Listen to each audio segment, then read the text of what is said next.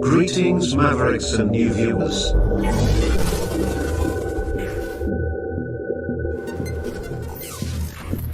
Tonight, direct and live from the Maverick News Network World Studios. This is Maverick News with Rick Walker.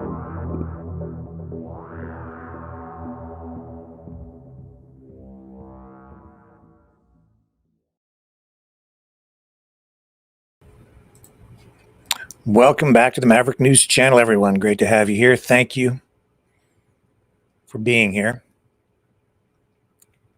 Big purge of the NSC and the U.S. National Security Council just happening at the end of the day today. So we'll touch on that. And details still emerging. I think this is more than significant.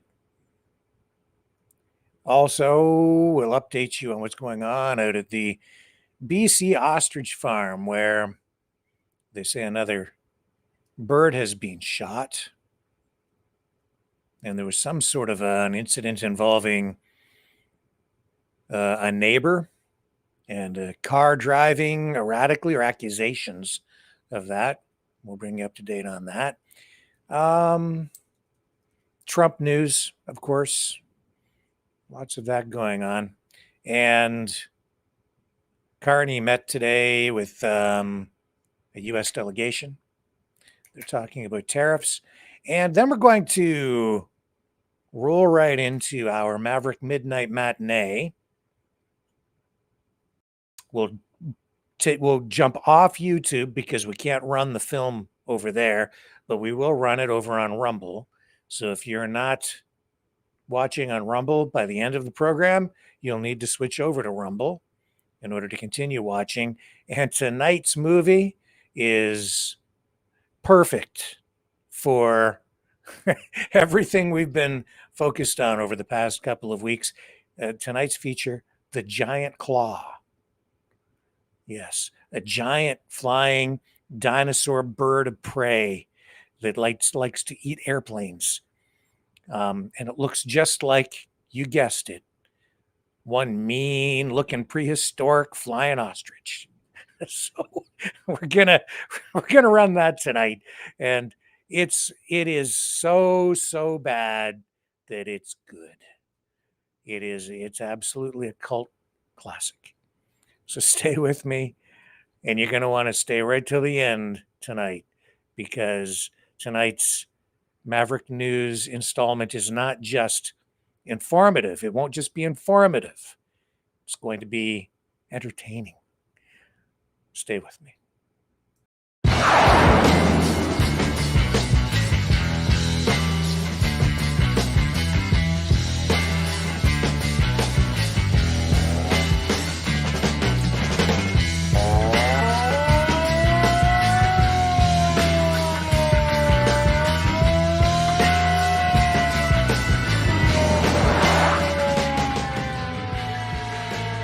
Maverick News. Fighting for freedom.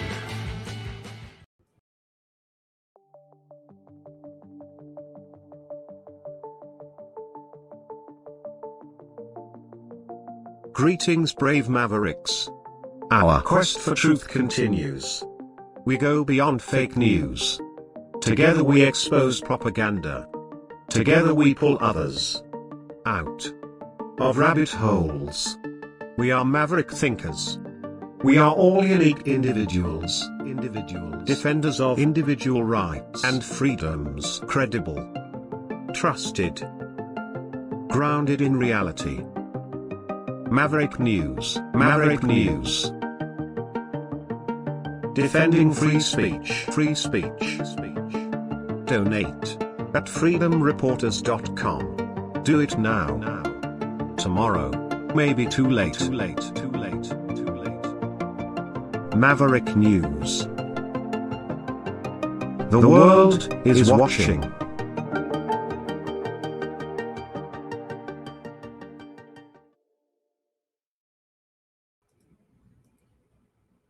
So this is breaking news this evening.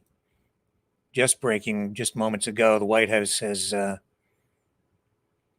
purged the National Security Council. More than 100 National Security Council staffers have been placed on administrative leave.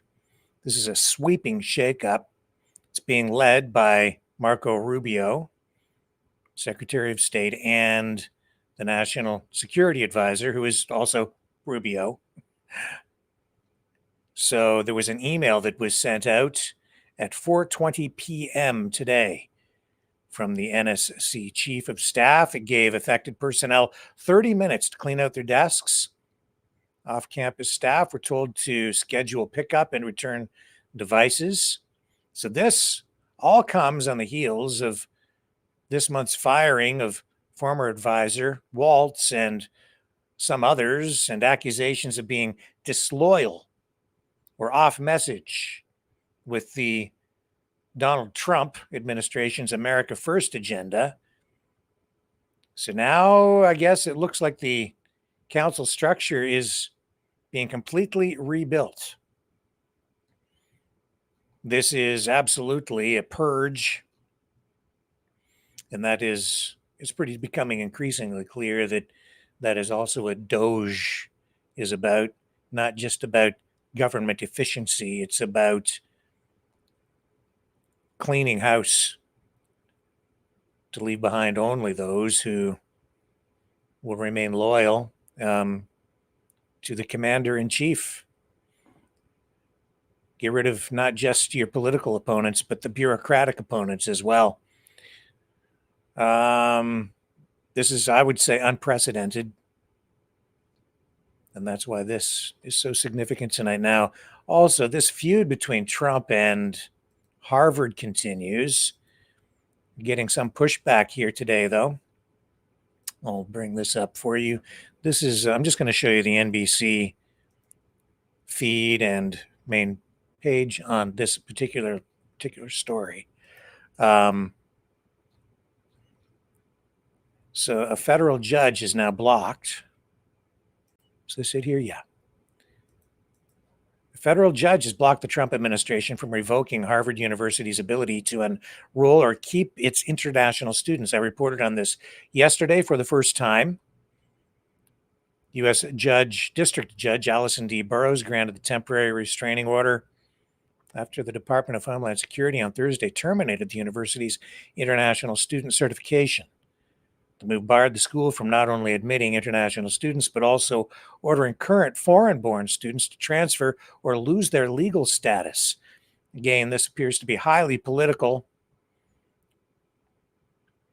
Under this order, international students can remain enrolled at the school. The next hearing for this case will take place next week. The White House, the Department of Homeland Security, has not immediately responded to this, and Harvard sued Trump today, a day after the federal government said it would block the nation's oldest university and its ability to enroll foreign students. This is also unprecedented, I would say. And we have this clip today from the White House with Trump talking about foreign students. I'll bring up the clip.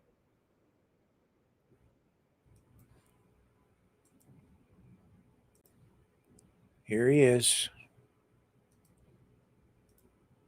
So are some others. On that note, a lot of CEOs in the United States, big companies, are foreign. What is that going to do? I'm fine with that. No, I'm fine with that. No, we want to do that. We're actually going to be doing something in the near future that's going to make it possible for people to come into this country and come in and, you know, have a road toward citizenship. And I think it'll be very exciting, but it's too soon to speak. Why would you not want the best and brightest from around the world to come to Harvard? I do, but a lot of the people need remedial math. Did you see that? Where the students can't add 2 and 2 and they go to Harvard. They want remedial math, and they're going to teach remedial math at Harvard. No, wait a minute. So why would they get in? How can somebody that can't add or has very basic skills How do they get into Harvard? Why are they there? And then you see those same people picketing and screaming at the United States and screaming at, they're anti-Semitic or they're something. We don't want troublemakers here. But how do people that can't, when Harvard comes out with a statement that they're going to teach some of their students remedial math, that's basic math, that's not the deal. Okay. And anymore. Yeah. So this feud is going to ramp up. And yesterday, the justification for this ban on foreign students being enrolled at Harvard was being tied from Trump's statements to accusations of anti-Semitic behavior and Harvard allowing anti-Semitic protests on campus. But it's pretty clear this is also about the university suing Trump and political opposition there. And he's also trying to exert force on them by withholding federal money. So this is an intellectual standoff. It's interesting, when you have authoritarian states, historically, the first places they go after are educational institutions, and historically too, particularly in the cases of communist regimes, they go after the intellectuals. I don't know. It's a lot of this stuff very alarming. Speaking of Harvard, this, viewer discretion advised. Even before I talk about this, didn't mention it yesterday. It's getting more play today. The United States Attorney's Office released this press release involving a court case and the person who used to manage the morgue at Harvard. Here, I'll bring up the media release for you. This is gruesome. I'm just warning you. Okay, if you're squeamish, you might want to plug your ears. Former Harvard morgue manager pleads guilty to trafficking stolen human remains. Can't make this up. The United States Attorney's Office for the Middle District of Pennsylvania announced that Cedric Lodge, 57 years old, of Goffstown, New Hampshire, pled guilty yesterday before Chief United States District Judge Matthew W. Brann to interstate transport of stolen human remains. According to the acting United States Attorney John Gerganis, Lodge admitted that from 2018 through at least March 2020, he participated in the sale and interstate transport of human remains stolen from Harvard Medical School morgue located in Boston, Massachusetts.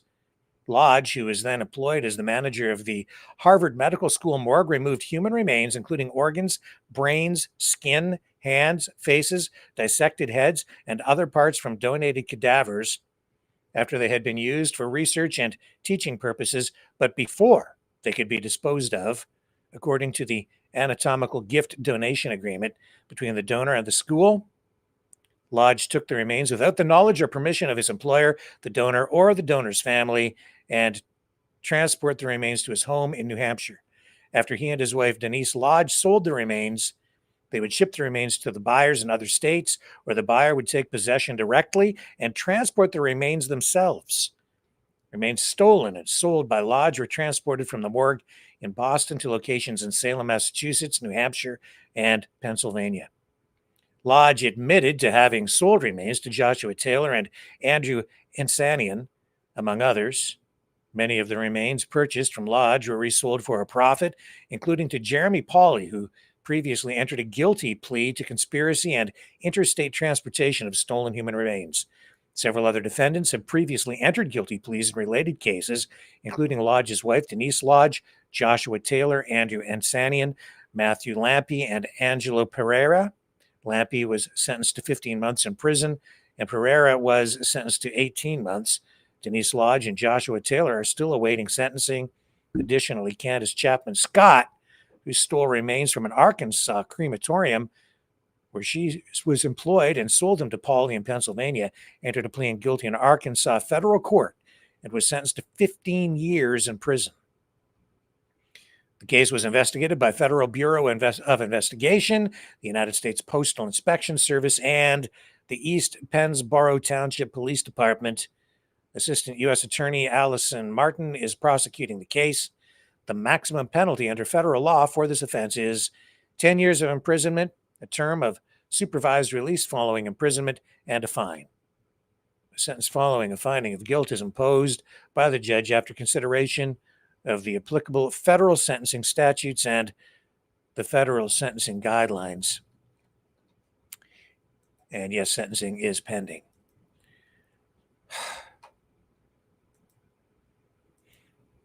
Wow. After that, I'm going to take a little break. I need to catch my breath. Yes, I do. Stay with me. More to come.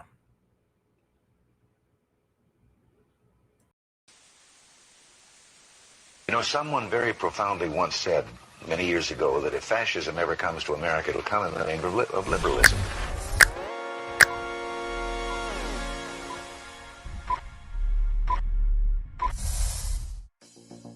Well, I think it's time we ask ourselves if we still know the freedoms that were intended for us by the Founding Fathers.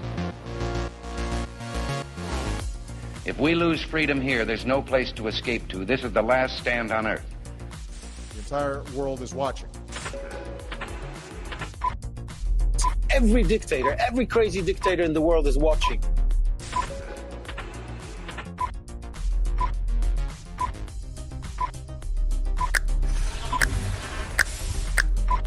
The world is watching.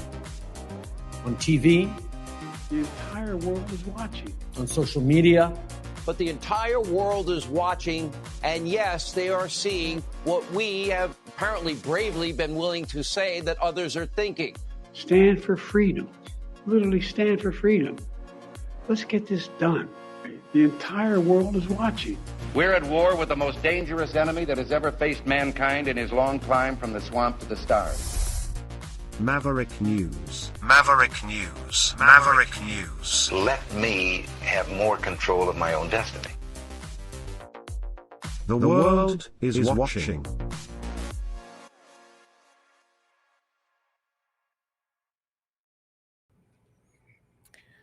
So let's pivot and go west to British Columbia, to that ostrich farm, Universal Ostrich Farm tonight, where we are getting a report that another ostrich has been reportedly shot. Haven't seen video of this. There was talk of an ostrich, a female ostrich, being shot before, a few weeks ago now. Again, no video of that, no images of the bird. We'll have to take their word for it. Now, another incident today. Interestingly, though, this comes as there are a few things that happened out there today.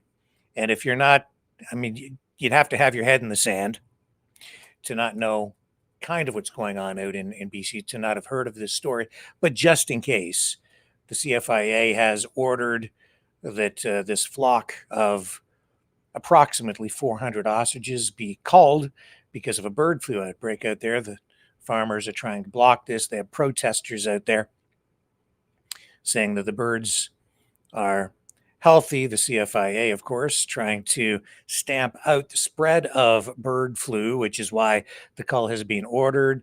The farmers have been successful, along with the support of protesters, to delay that cull now by 5 months. 5 months it's being delayed as they fight to try to prevent the cull. They had 69 of these birds in total die from the bird flu out there. CFIA tested. They say that the virus has been present on the farm. And then this has turned into something of a media circus. There's definitely a performative aspect to this theater, political theater for sure.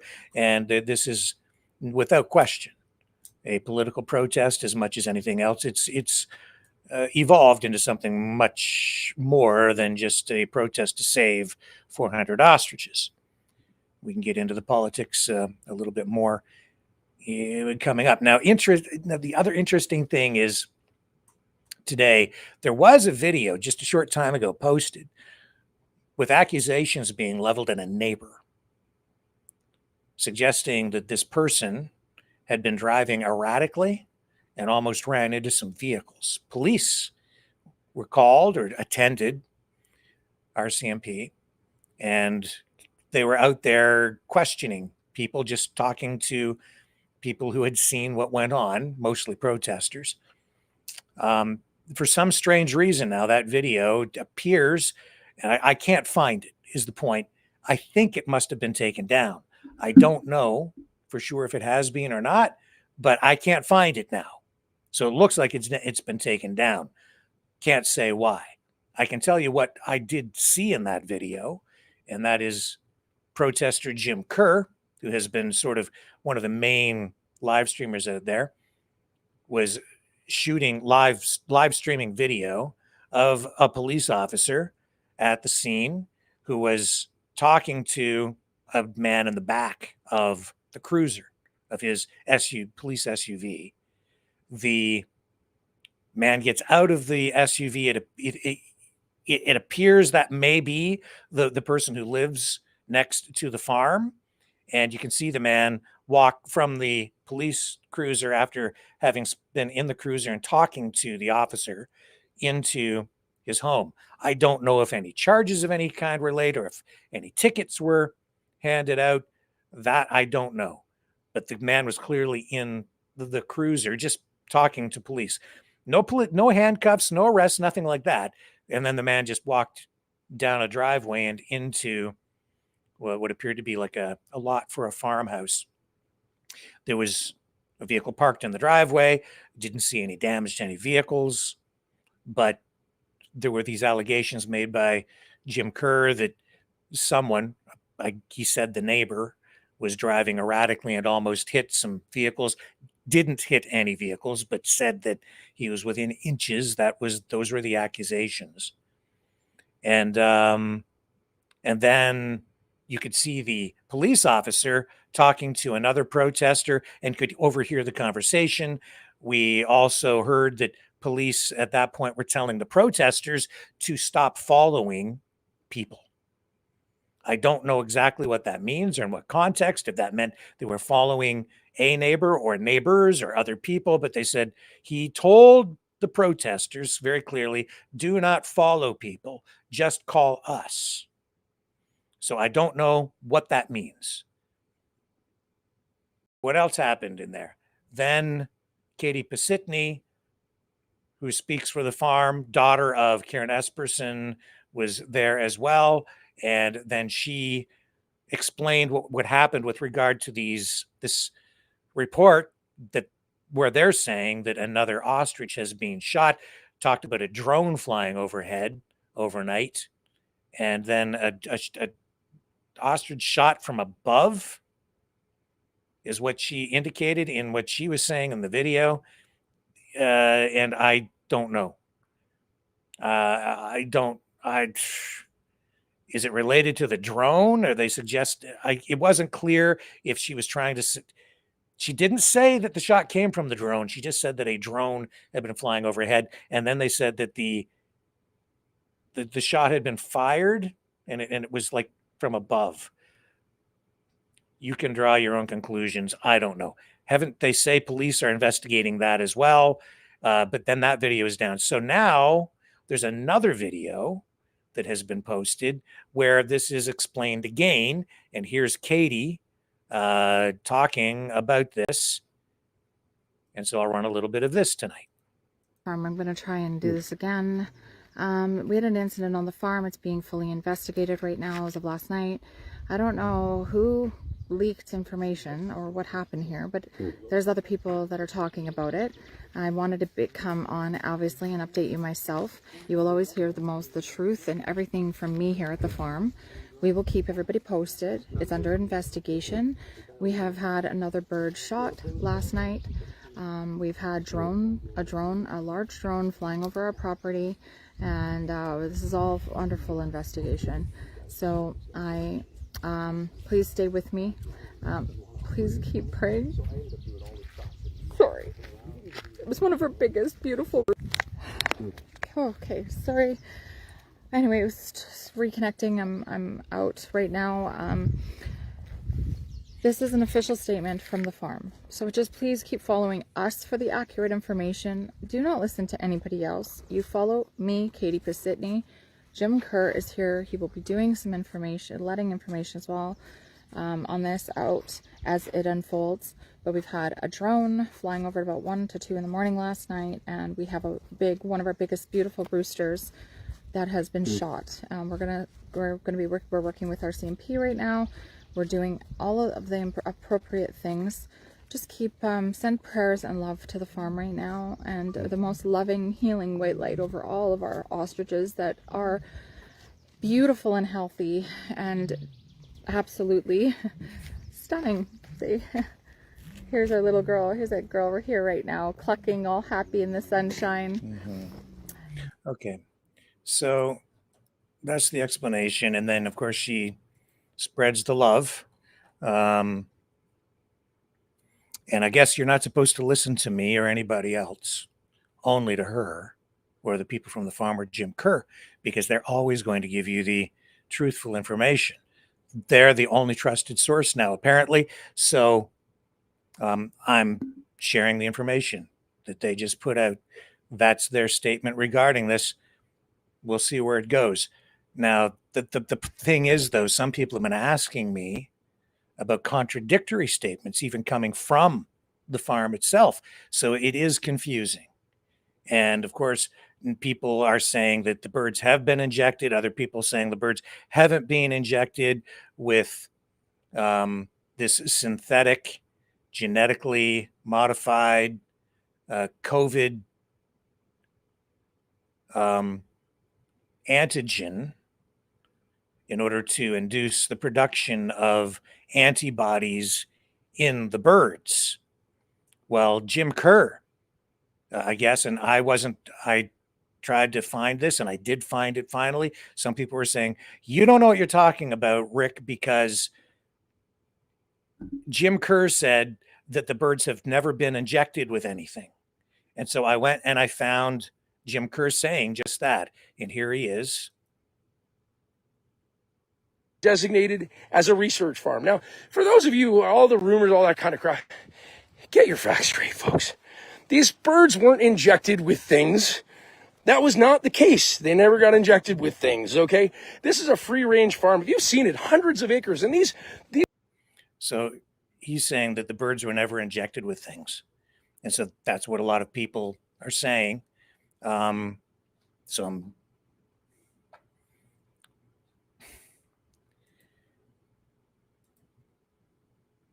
So I will just give you this. This was my interview with Karen Esperson, one of the co-owners of the farm. And this is what Karen had to say in my interview with her.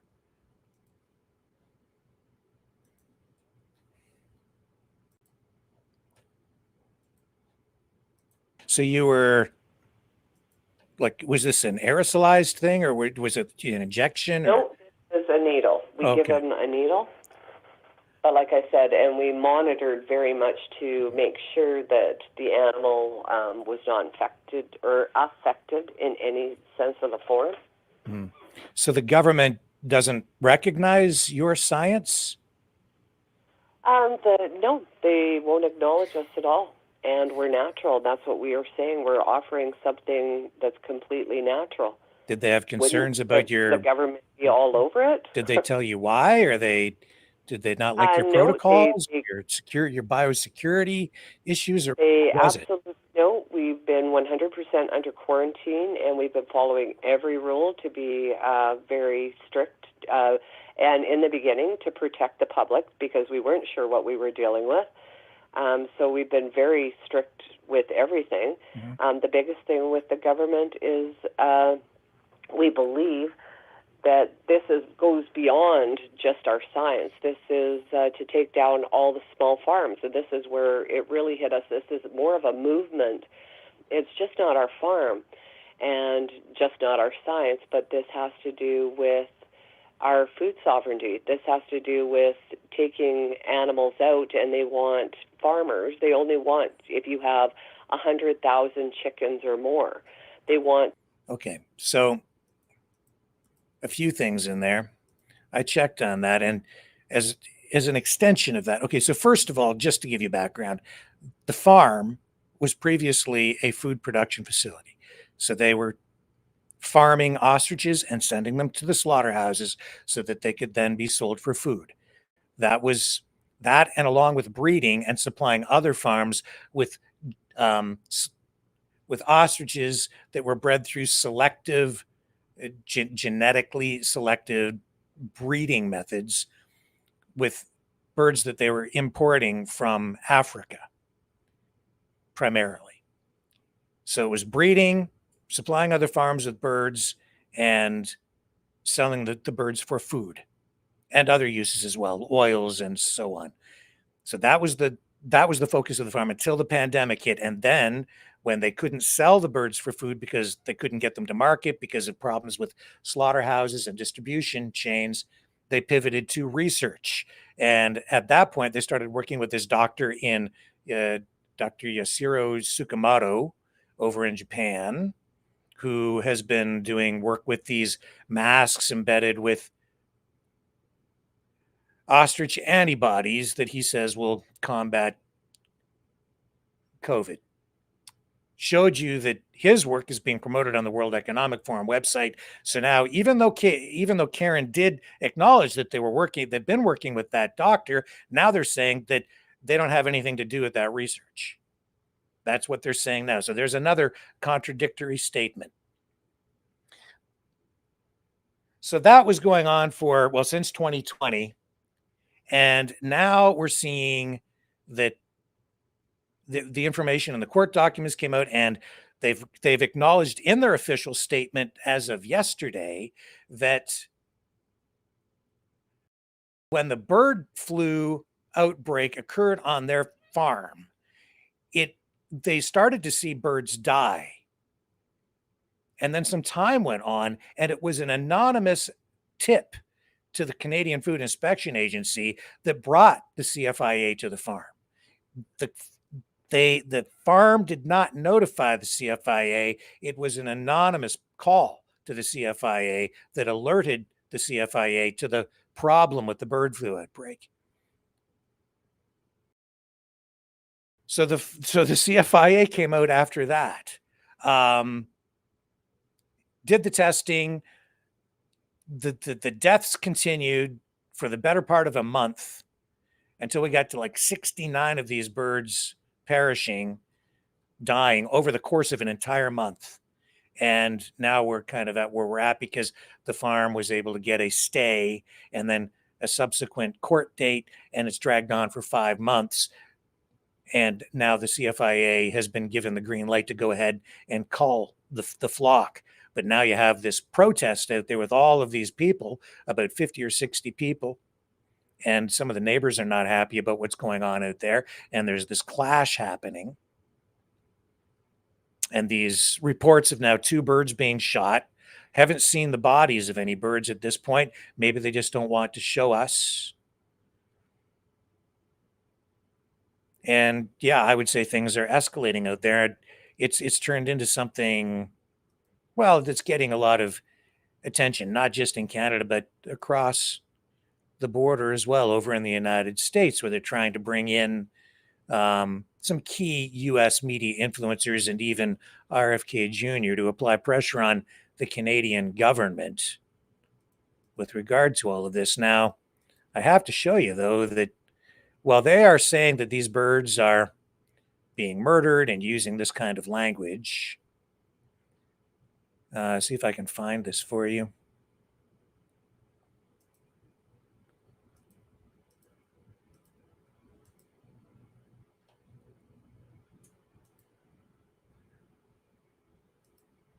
My goodness. Okay.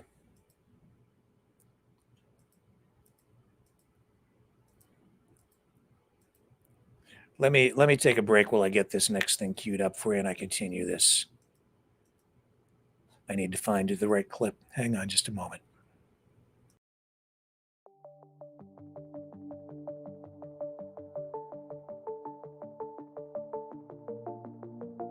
Greetings, brave Mavericks. Our quest for truth continues. We go beyond fake news. Together we expose propaganda. Together we pull others out of rabbit holes. We are maverick thinkers. We are all unique individuals, defenders of individual rights and freedoms, credible, trusted, grounded in reality. Maverick News, Maverick News. Defending free speech, free speech. Donate at freedomreporters.com. Do it now. Tomorrow may be too late. Maverick News. The world is watching.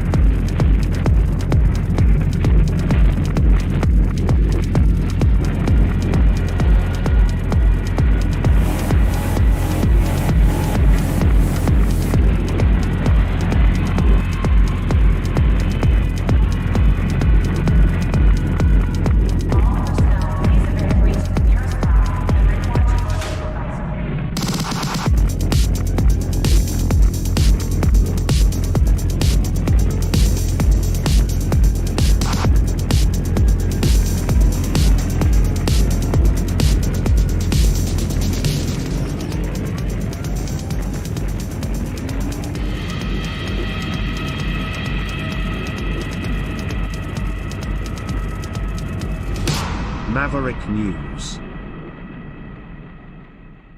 The world is watching.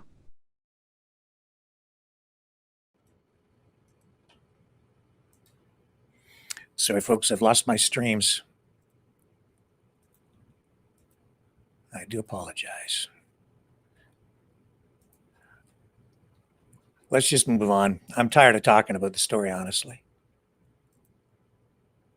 But I'll come back to it later when I am able to find my notes on it. Let's move on to this riding these ridings that have flipped to the Conservatives. Interesting how the narrative changes.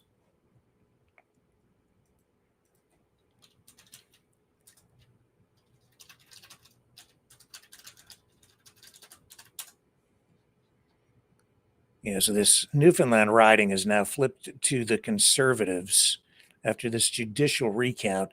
Of course, all these people were freaking out after the federal election. You had these recounts happening and allegations that it's all rigged so that the Liberals can basically overturn these election results in various ridings to then get a majority government. But it's kind of gone the other way. Now, as you can see, federal election, Newfoundland riding flips to Conservatives after judicial recount. This is in St. John's. And it flipped to the Conservatives today, netting the party another seat in the House of Commons.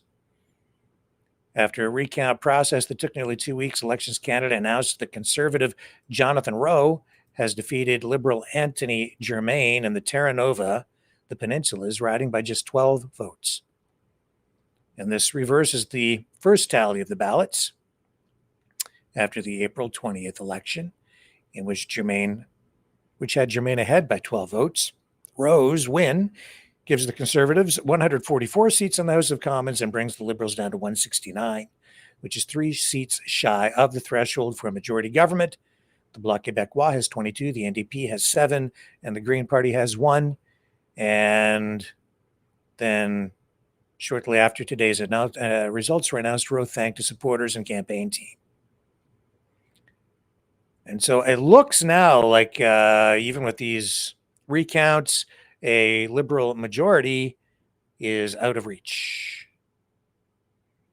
So Carney will still be faced with the task of governing with a minority government, which is always a challenge because it requires deal-making, compromise in order to keep Parliament stitched together, and for the Prime Minister to continue to command the confidence of the House so that there isn't another election. Here's a little clip about this on CBC. Mark Cargasol joins me now with more. So what is the result in Terra Nova, the peninsulas? Andrew, we've got a flip. For a while now, it seemed, and on election night, it seemed as though the Liberals had won the riding of Terra Nova, the peninsulas, but within the last half hour, the results came down from the recount, and Elections Canada has announced that Conservative Jonathan Rowe is the new MP in that riding. So constituents of that riding, meet your new MP, Jonathan Rowe. The interesting thing here is that on election day, Liberal candidate Anthony Germain won the riding by a total of 12 votes, which triggered the re-election because it falls within the threshold of needing a recount, because it was so close. And now, today, they have announced that Jonathan Rowe has actually beaten Anthony Germain by 12 votes. So 12 votes either way, but it looks as though the Conservatives are now running things in that riding. That, again, just coming down a short while ago. Now, this is a recount that was scheduled to only take about 2-3 days. Took close to 2 weeks, Andrew. There were several delays. There were a lot of seemingly spoiled ballots, or at least ballots that were rendered invalid. Those ballots, if you can make out who they're trying to vote for, if both parties agree to it, they can be counted in a recount. And so that had to be the case. There was over 1,000 of those. There was also delays in the town of Marystown, Newfoundland. There were water shutoff issues there, and that sort of delayed things for a little bit too. But as far as we know, the recount is done. Elections Canada confirms Jonathan Rowe is the new MP in the Newfoundland riding of Terra Nova, the peninsulas. We got another result earlier this morning in the Ontario riding of Windsor-Tecumseh Lakeshore. That one just confirming the win that we already knew. Conservative Kathy Borelli has now been confirmed as the winner in that riding. The recount started Tuesday, wrapped up earlier today. New results show a slimmer win for Borelli, but still a win over Liberal incumbent Eric Kuzmierczuk. Borelli. Okay, so I don't hear as much complaining about the recounts here tonight from the Conservative side. I hear some sighs of relief out there. Hang on, I'm just going to take another quick break. I've got those notes queued up and I'm ready to go, and I'll get to that when we get back on the other side of this.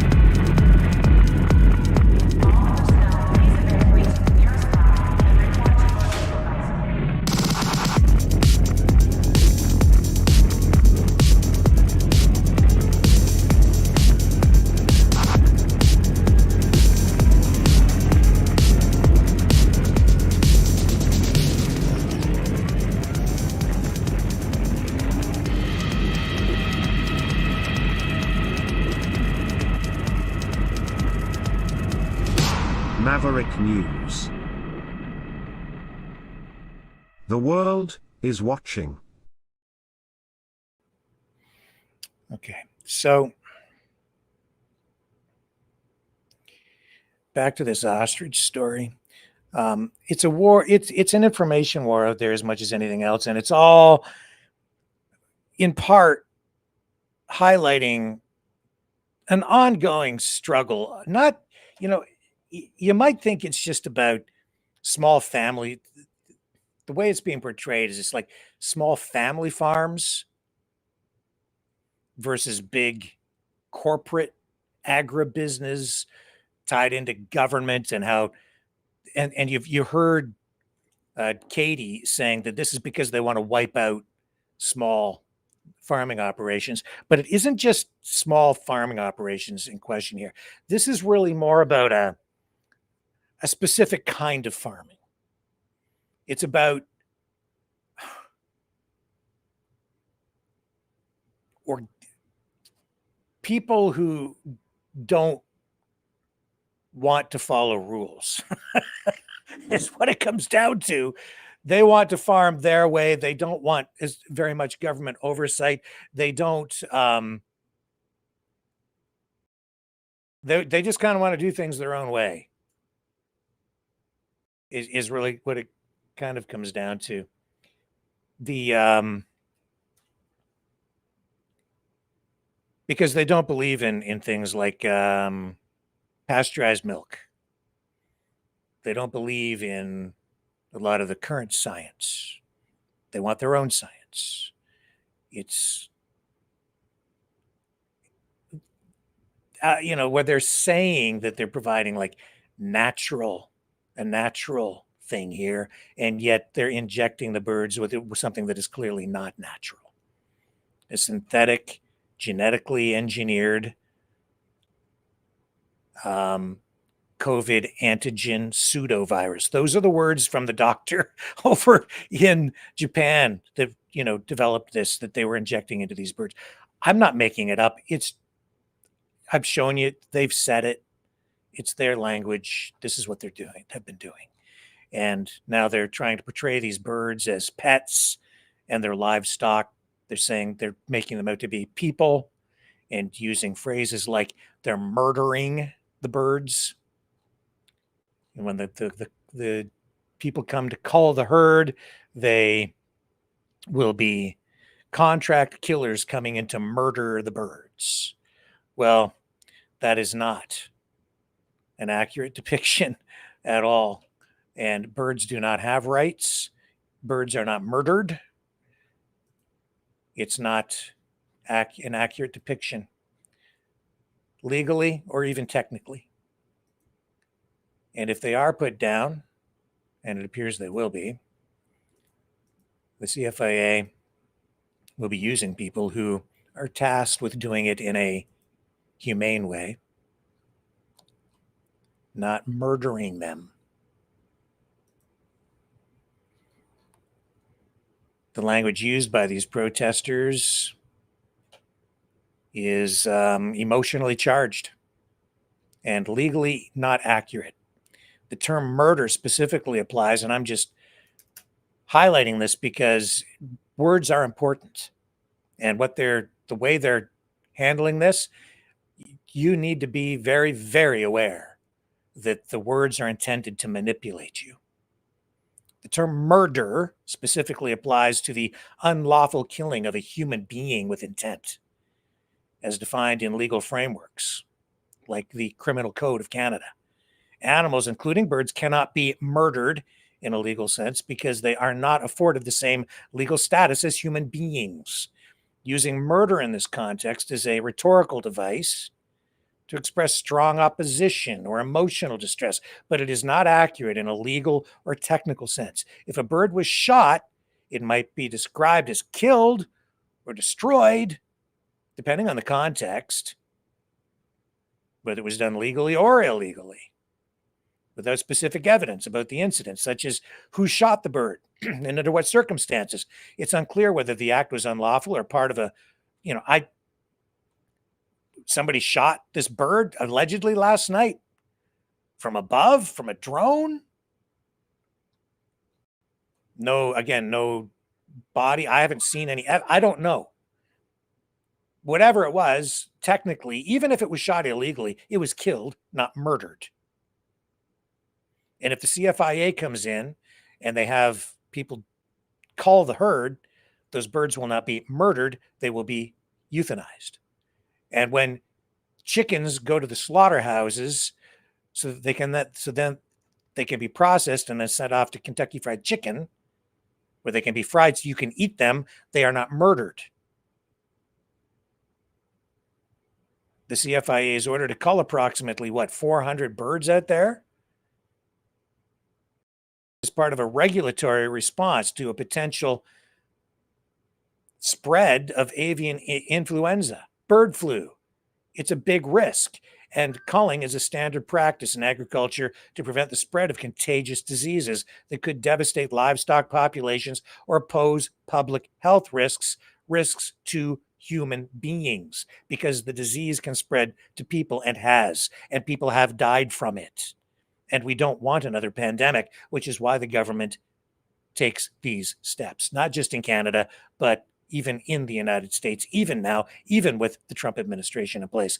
The CFIA, as a federal agency, has the authority to order such measures under Canadian law, specifically the Health of Animals Act, when there is evidence of suspicion of disease. And after the anonymous tip brought CFIA to the farm, tests were done. Not just a swab, not just an on-site quickie PCR test. Samples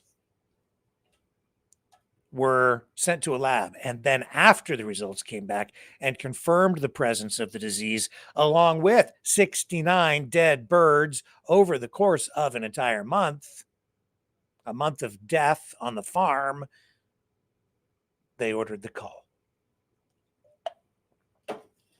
5 months later, we're now dealing with this out at the farm. And describing the people coming in to perform the cull as contract killers is hyperbolic and misleading. It's not an accurate characterization. The term contract killers implies hired individuals committing premeditated, illegal human killings, which does not apply to government-authorized culling of animals by trained personnel or contractors following regulatory protocols.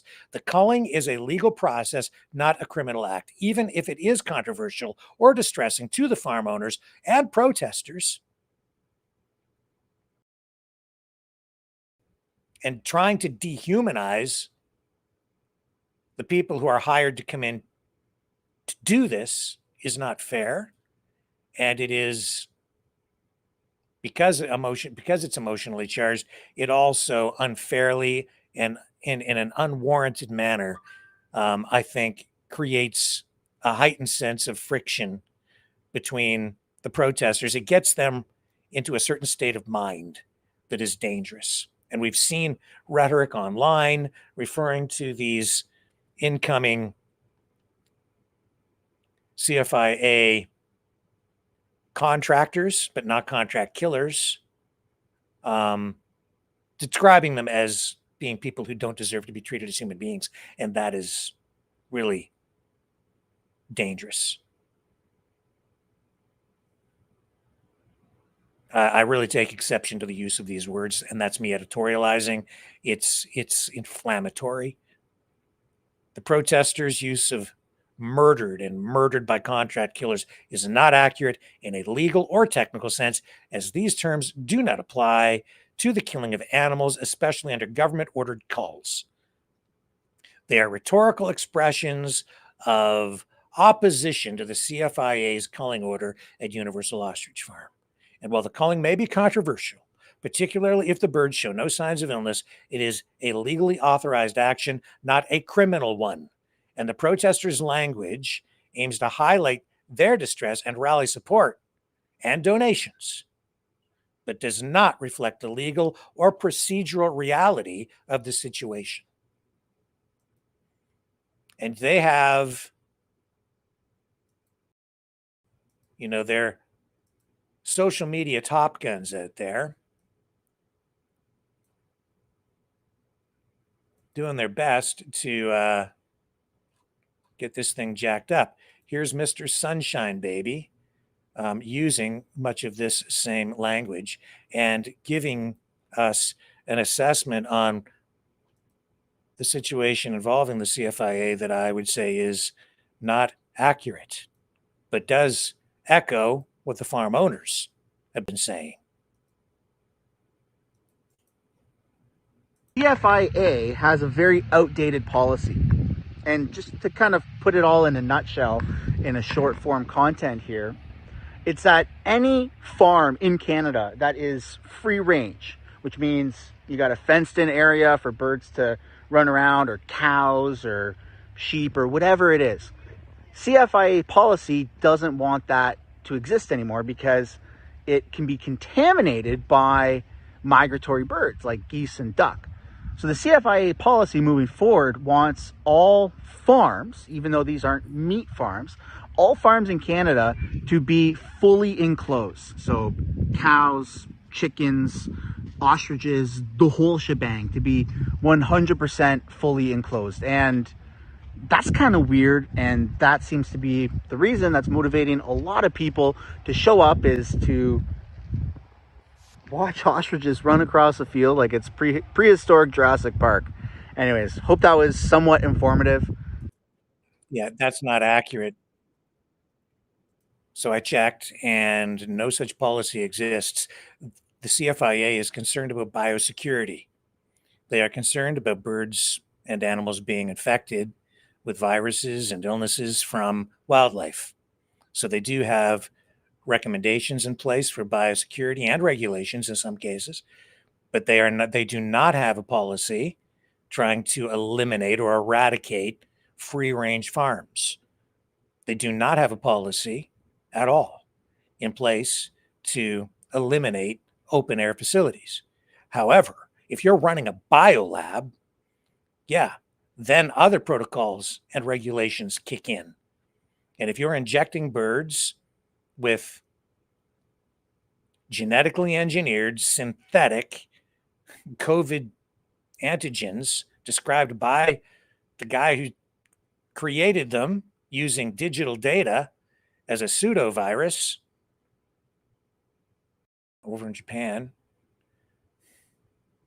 then yeah, there are regulations you're supposed to be following with regard to biosecurity. And yes, these birds are open air. And so they are speculating, they're thinking that these birds became infected with bird flu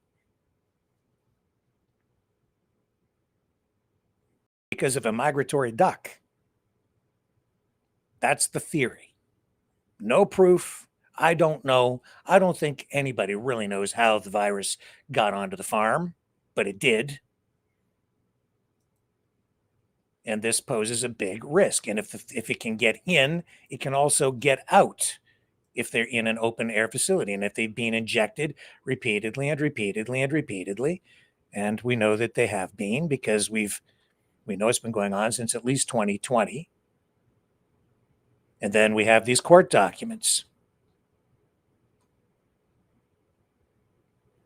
And while they're telling people to send, come on down to the bird farm, the ostrich farm for Ostrich Fest, I think it's important to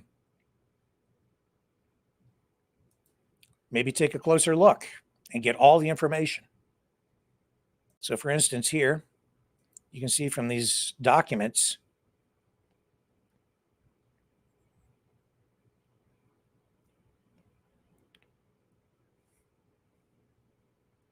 that the family, this is in the Western Standard, and just look at the information, like really look at it. So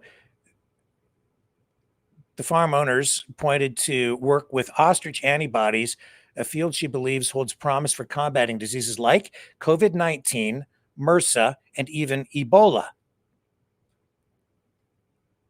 Now, this post here also raises other questions about what is really going on here. COVID, MRSA, Ebola, level 4 biolab security requirements, possibly. I was looking this up, and just to do the injections, like I suggested the other day, the information I found, and this is a question, at least a biosecurity lab level 2. And in this case, this is being suggested that maybe a biosecurity lab level 4 would be required. That's extremely high biosecurity level. So below that, her family has also just revealed that they tested positive for H5N1 antibodies after exposure to their flock.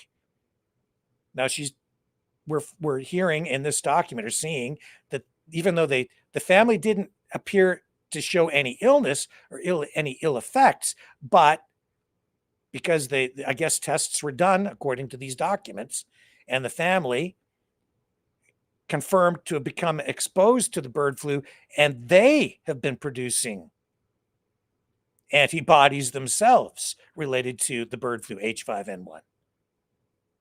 But we don't know exactly when. That means they've been exposed to this virus. Nobody hospitalized there, nobody sick, she said, when challenging the narrative of the deadly threat. Goes on here in this article. She says she emphasized the importance of natural immunity. And then this question over here, if the farm owners are so confident in natural immunity for COVID, what was their business model? And I should say these questions are not from the Western Standard. This is from an online social media post, which is raising valid questions. These are valid questions. If the farm owners are so confident in natural immunity for COVID, what was their business model for COVID experimentation and the COVID masks and nasal sprays they were working on, which Karen did acknowledge. She emphasized here the importance of natural immunity, advocating for antibody research her farm is pioneering alongside a Japanese scientist, Dr. Yasuhiro Tsukamoto, which she talked about in my interview with her. Fine. A lot of people applauding that, promoted on the World Economic Forum website, specifically talking about this Dr. Yasuhiro Tsukamoto on the WEF website. She acknowledged she's working with them. Now we're hearing them backtrack, say, no, our work didn't have anything to do with the masks, didn't have anything to do with the World Economic Forum. All of that was done over in Japan, yet she said that they are working with Dr. Tsukamoto. And then here's my next question. If they're not working, if their work at the farm isn't related to what was going on in Japan, as you had previously indicated, then what research were you doing on the farm? Why were you injecting the birds with this antigen? And if your research isn't related to what was going on in Japan, then where are the studies that are connected to the work you've been doing on the farm? What work have you been doing? What studies have been done? What is the research that's actually being conducted on site or off site? Or what exactly is it that was done then? Because we were talking about masks. She talked about the mask research. She talked about the COVID research. But now it's not related to that. So what work was done then? This is contradictory to me. It doesn't make sense. So it goes on here in the article, and she says, we're repeating a cycle. We're repeating the COVID-19 times. She had referring to the scientists' widespread long-held denial that there was such a thing as natural immunity for the COVID-19 virus. CFIA's approach, Pisitny argued, is rooted in fear-mongering rather than facts.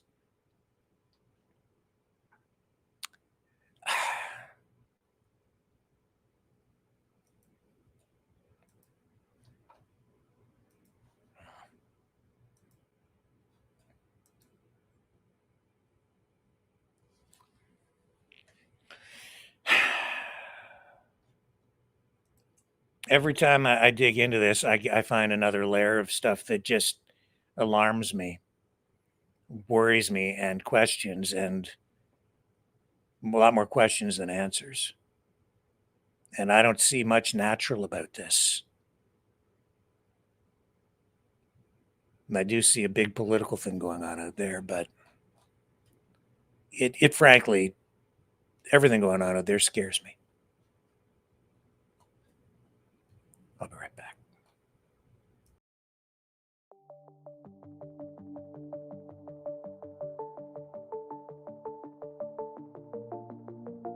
Greetings, brave Mavericks. Our quest for truth continues. We go beyond fake news. Together we expose propaganda. Together we pull others out of rabbit holes. We are maverick thinkers. We are all unique individuals, defenders of individual rights and freedoms, credible, trusted, grounded in reality. Maverick News, Maverick News. Defending free speech, Donate at freedomreporters.com. Do it now. Tomorrow, maybe too late. Maverick News. The world is watching.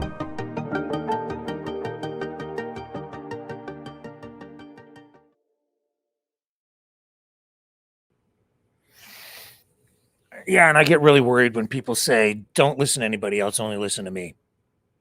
I get really worried when I hear that.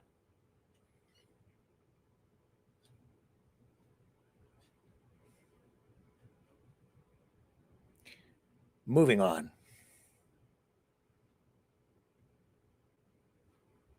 When people say that, then I start to dig.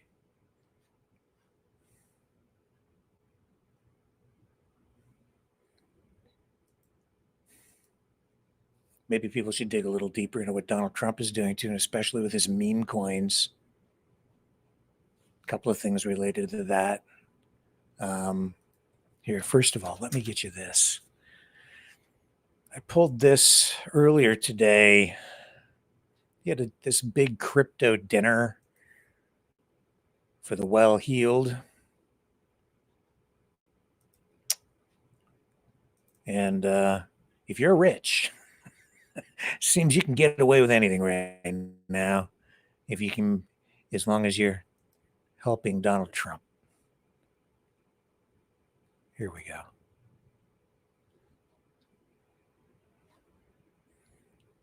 So we've got Trump gave a gold watch to Justin Sin, a Chinese foreign national. Now, he was being investigated by the Securities and Exchange Commission for fraud. But now, after investing $75 million into Trump's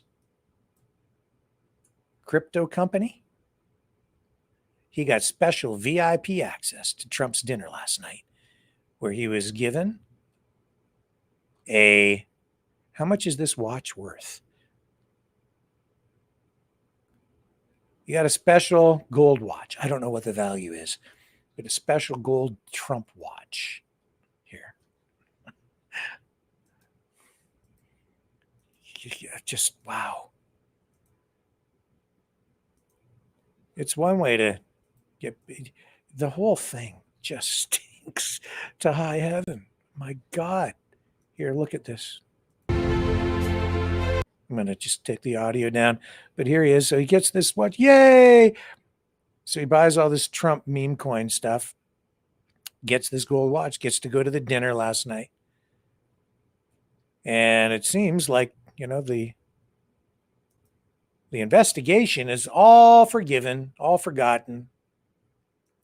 Now, he's not the only one.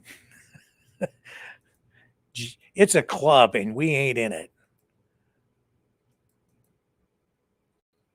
Let's take a look at this.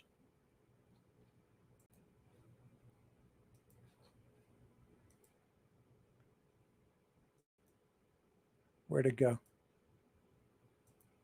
I lost it. It's there. I just can't find it on the screen.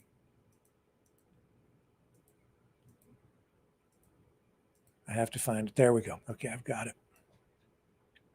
Let's get this down. Get that down. Get that down. All right. So who attended Trump's crypto dinner? Photos and social media offer some clues. This is NBC.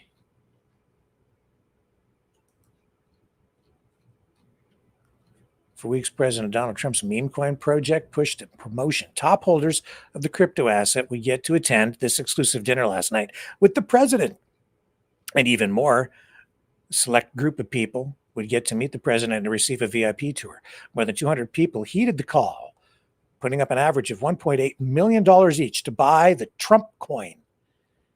But it was unknown who the vast majority of the invitees were, and the White House wouldn't say, leaving the 44-character identification numbers or aliases tied to their crypto wallets as the only public information about their identities.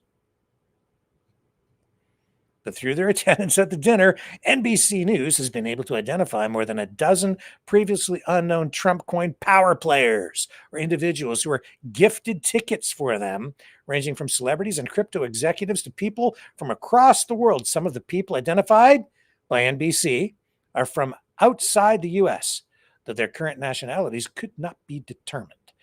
The event was a spectacle. Luxury cars snaked their way into Trump's Northern Virginia Golf Club as protesters lined the streets. Denouncing the event, as an unethical way for a president to make money or allow others to potentially influence him through the purchase of his meme coin. Yeah, give me money for my digital meme coin.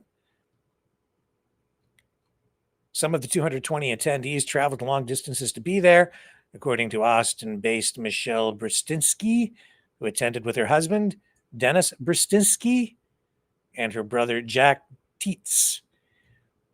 Quote, the crowd felt like a mix of company representatives, crypto enthusiasts, influencers, and some celebrities, which was also pretty cool, Brzezinski wrote in an Instagram direct message talking about meeting Lamar Odom, referring to the former NBA star.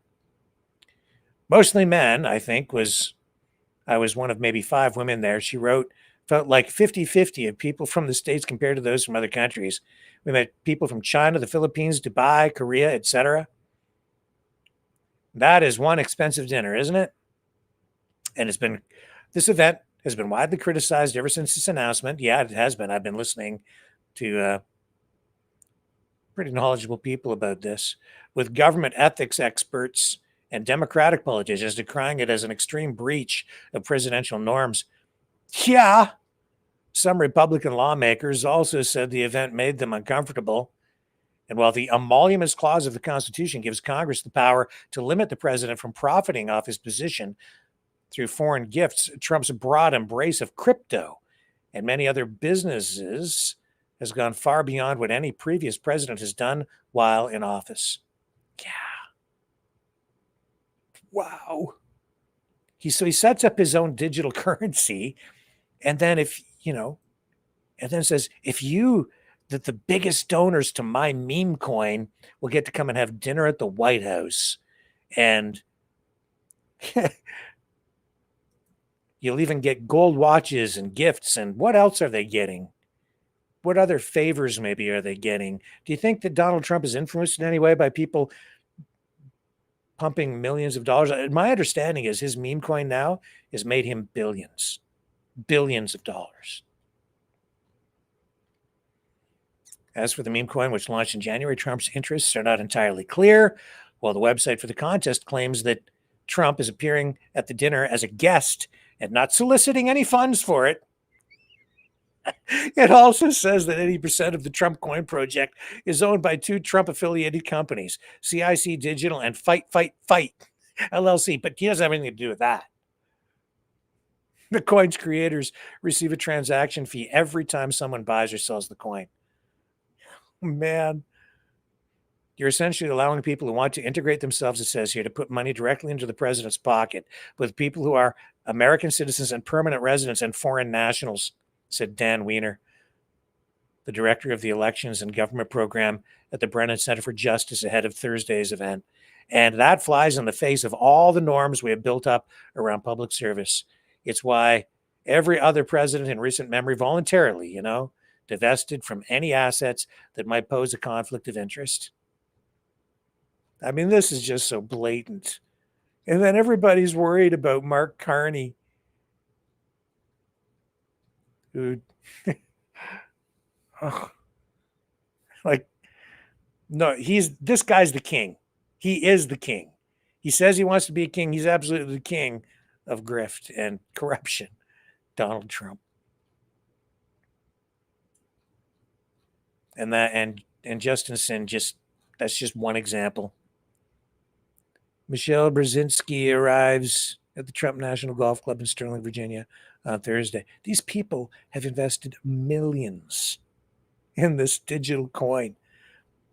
Won't they be surprised or disappointed if it goes to zero at some point, like when he leaves office? Here's the website that was used to promote this. And I don't know how you can say you're not involved in this thing when you clearly are. Let me get you this up on the screen. That's not it.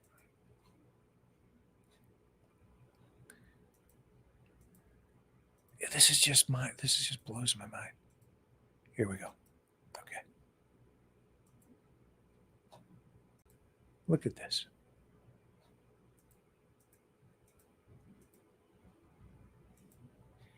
Important update. If you're one of top 220 Trump coin holders, check your email and spam and your phone for the official invite and details. Look for our email from Get Trump Memes to complete your required security check. You must submit the security form by Friday, May 15th by 1 p.m. because the dinner was last night, or you will not be permitted entry into the dinner. If you don't see it in your inbox, please check your spam folder. We'll also be calling you. Please respond immediately with the required security information in order to confirm your dinner invitation. Here's the website. Have dinner with President Trump. He looks much younger and slimmer in this artistic depiction of him having dinner in Washington, D.C. The most exclusive invitation in the world, only for the top 220 Trump meme coin holders. Register now. I can't afford it. Sorry. Join President Donald J. Trump at his private members-only club in Washington, D.C. for dinner. This seems like just only 220 top Trump holders will be invited. Will you be having dinner with President Trump? No, I can't afford it. A gala dinner. These millions of dollars to do this, and this looks like the kind of thing I get in emails all the time, where they're trying to sell me like junky software or some pyramid scheme thing. Honestly, this is exactly this kind of website that or landing page that it takes you to when you click on these things, and that's what this looks like, feels like to me. I don't know. But some people, they've done it. I don't know what else to tell you.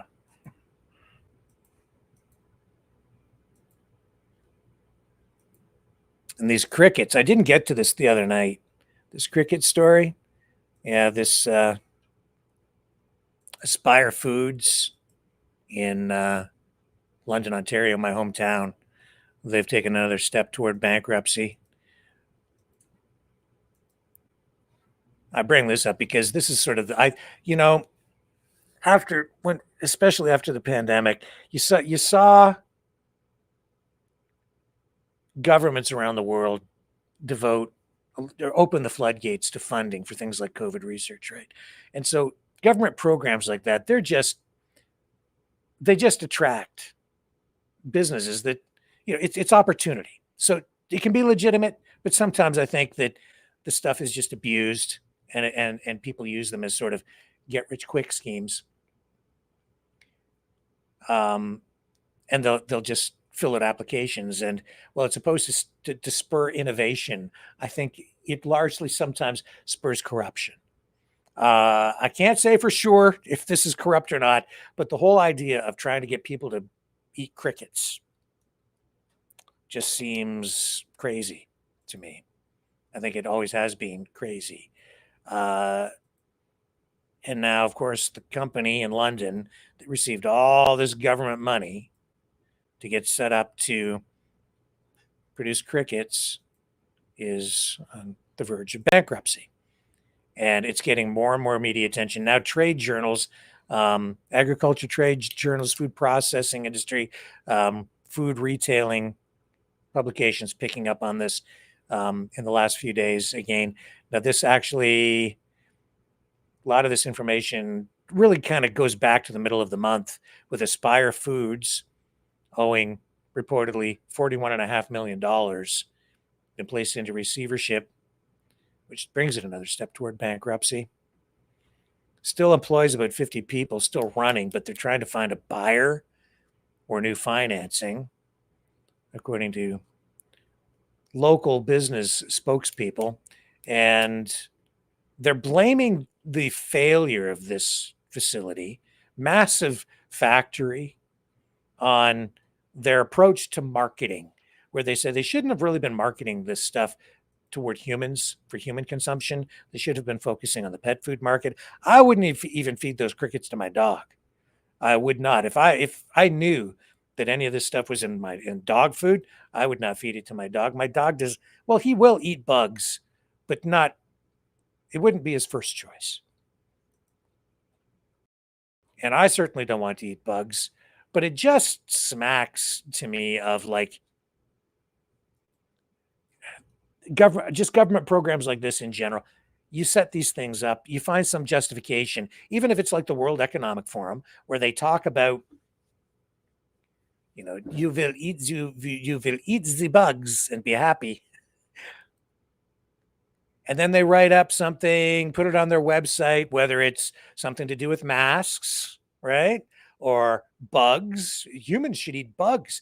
Now you have this manufactured justification for moving ahead with like a program. And then the politicians can say, well, look, we went to this think tank, and that's what these places are for. Sometimes they do good things, but sometimes they have bad ideas, and then governments use them to set up programs that are just really bad ideas, or maybe ideas that become vehicles for people to cash in. And so to me, this whole thing just smacks of that. Now, I'm not saying anything illegal was done, because I think that's the beauty of these things, is that you can set these things up. They're not viable. You can pump millions of dollars in tax money into these things. Some people can get rich quick because you set up corporations or limited liability companies. When they go bust, there's limited liability or no liability at all on behalf of the people who sort of get involved, or they're able to sell portions of it off or distance themselves from the liability.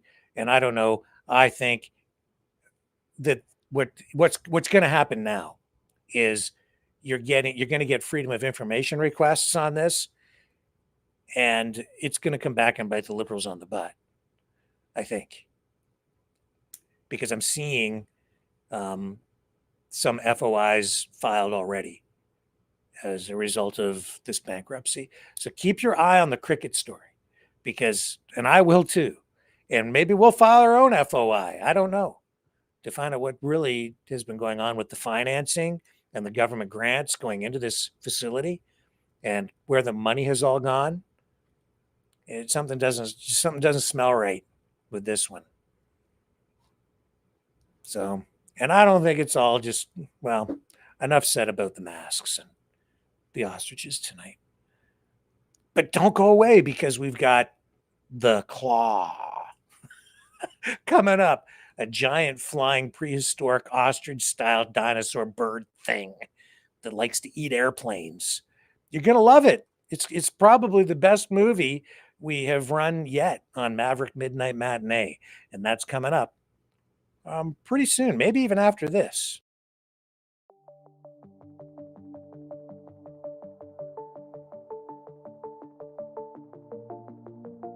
Greetings, brave Mavericks. Our quest for truth continues. We go beyond fake news. Together we expose propaganda. Together we pull others out of rabbit holes. We are maverick thinkers. We are all unique individuals, defenders of individual rights and freedoms, credible, trusted, grounded in reality. Maverick News, Maverick News. Defending free speech, free speech. Donate at freedomreporters.com. Do it now. Tomorrow may be too late. Maverick News. The world is watching.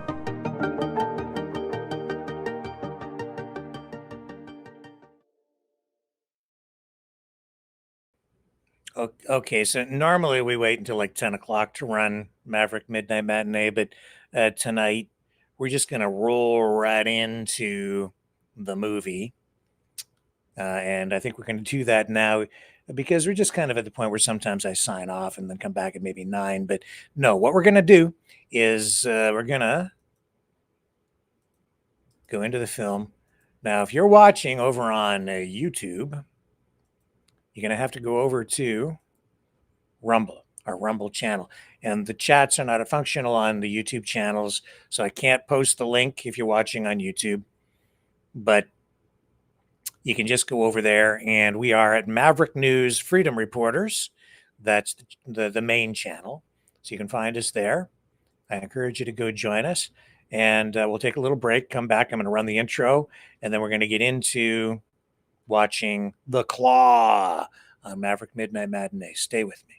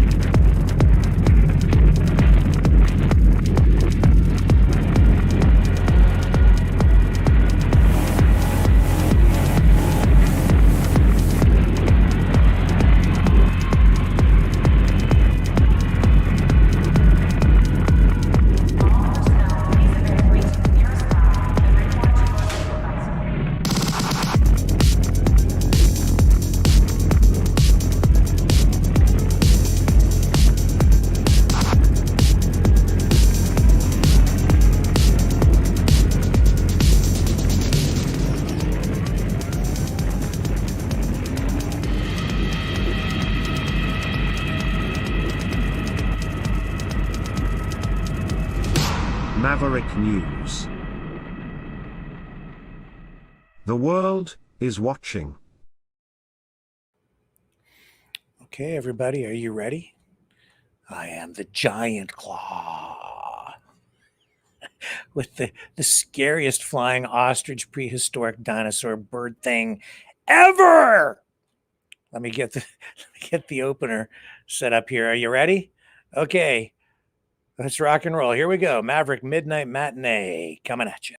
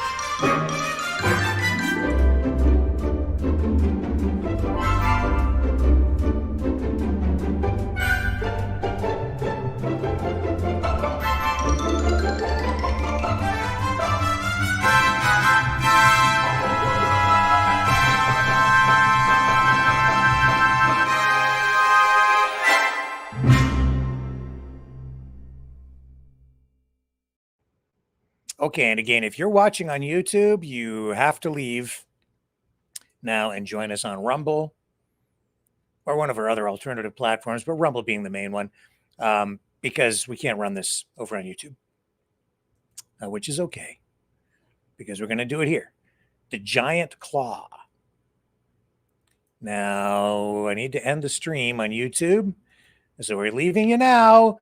Just another call out to you. Go over to YouTube if you want to watch us tonight on, if you want to watch the giant claw with us on Maverick Midnight Matinee. Okay, so goodbye, YouTube. Signing off now on the main channel. And we're done there, and we're going over to the other